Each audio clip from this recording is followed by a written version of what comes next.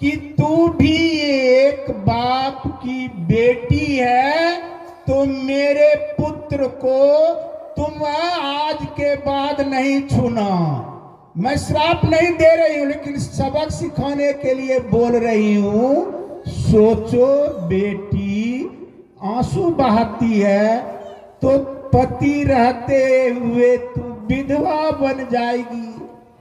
तब उस पुतहु को ज्ञान हुआ, कहा कि मैंने तो कटु वचन कह दिए, लेकिन सासू माता धर्मात्मा है, पुण्यात्मा है। इन्होंने चेताने के लिए इस तरह की बात बताई। कहा कि माता जी तू कहाँ जाती है, मैं भी जाऊंगी और उस महात्मा से मैं भी दीक्षा लूंगी।